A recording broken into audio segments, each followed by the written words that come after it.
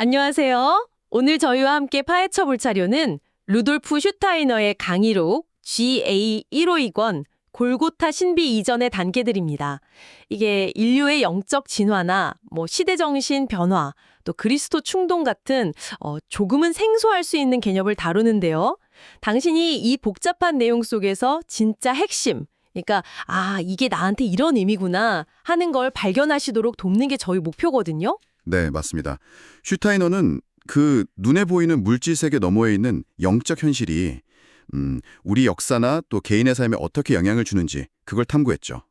오늘은 특히 그가 말하는 가브리엘 시대에서 미카엘 시대로 넘어가는 이 전환점, 그리고 또 예수의 지상생애 이전에 있었다는 그 영적 사건들 있잖아요.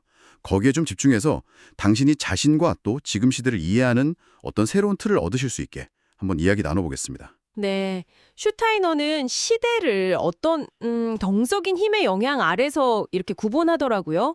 19세기 말까지 이어졌다는 그 가브리엘 시대는 구체적으로 어떤 특징이 있었나요? 자료 보니까 자연과학이나 외부 세계 탐구, 여기에 집중했다 이렇게 나오던데요. 그렇죠.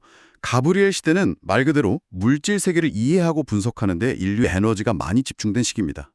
뭐랄까, 과학적 사고가 확 꽃피었죠. 슈타이너는 이 시기에 그 뇌의 미세구조 발달처럼 겉으로는 잘 안 보이지만 다음 시대를 위한 굉장히 중요한 내적인 준비가 이루어졌다고 봤어요. 감각과 지성을 통해서 외부 세계를 파악하는 데 주력한 거죠. 그렇군요. 그럼 19세기 말부터 시작됐다는 미카엘 시대, 그러니까 우리가 지금 살고 있는 이 시대는 어떻게 다른 건가요? 방향이 바뀐다는 거죠. 네, 맞아요. 방향이 확 바뀝니다. 미카엘 시대는 이제 외부 세계 탐구를 넘어서서 영적인 세계에 대한 직접적인 인식, 그러니까 영감이나 직관 같은 거 있잖아요.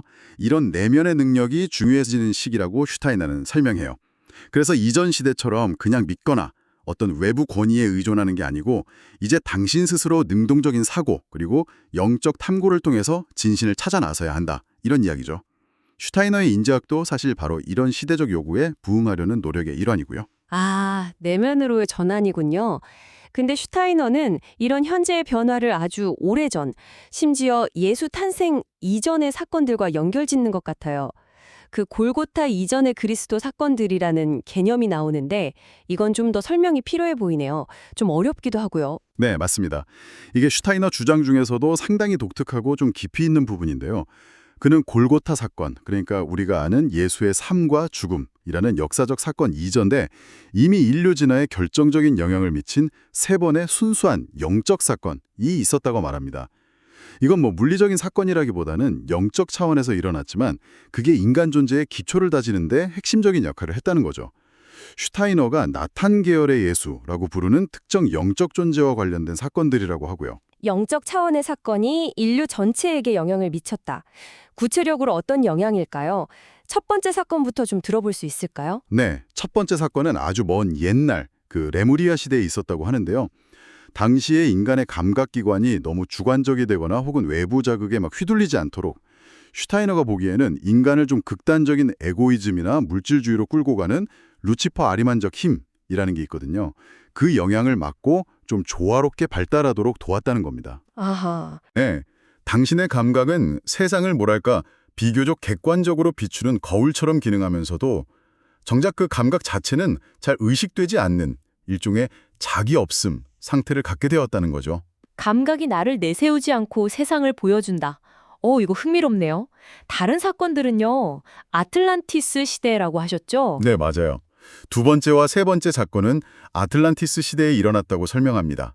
각각 생명력, 그러니까 에테르체라고 부르는 것, 그리고 영혼의 힘, 아스트랄체라고 하는 것, 특히 그중에서도 언어 능력이 올바르게 형성되도록 작용했다는 겁니다. 이 덕분에 당신의 심장이 뛰거나 숨쉬는 것 같은 이런 생명 발동 역시 평소에는 거의 의식되지 않는 자기 없음 속에서 이루어지죠.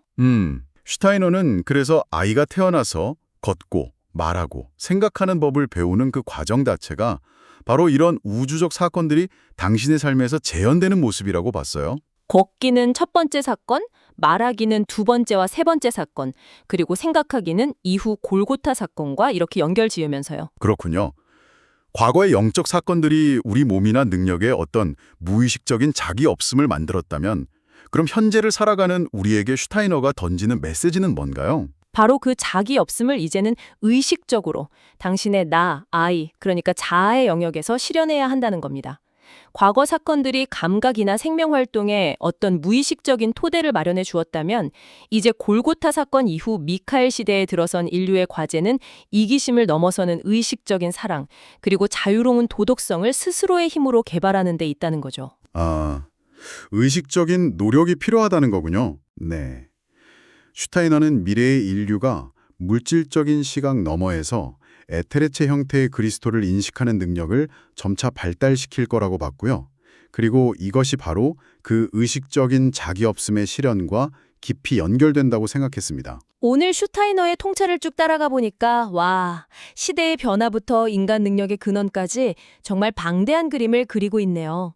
우리가 너무 당연하게 여기는 감각하고 살아가고 말하는 이 능력 속에 그런 우주적인 도움이 깃들어 있다는 생각은 세상을 좀 다르게 보게 만드는 것 같습니다. 맞습니다. 슈타이너의 관점에서 본다면 당신이 지금 겪고 있는 어떤 개인적인 성장의 과제나 사회적인 혼란 같은 것들조차도 단순히 우연이 아니라 이런 거대한 영적 진화 과정의 일부인 셈이죠. 슈타이너는 과거의 영적 사건들이 우리 몸과 감각에 무의식적인 자기 없음을 선물처럼 주었다고 말합니다. 그렇다면 그가 당신에게 남기는 진짜 질문은 아마 이것일 겁니다. 당신은 오늘 어떻게 당신의 생각과 감정, 그리고 행동 속에서 의식적으로 그 자기 없음을 가꾸어 나갈 수 있을까요? 이 질문을 한번 곱씹어 보시는 건 어떨까 제안하면서 마무리하겠습니다.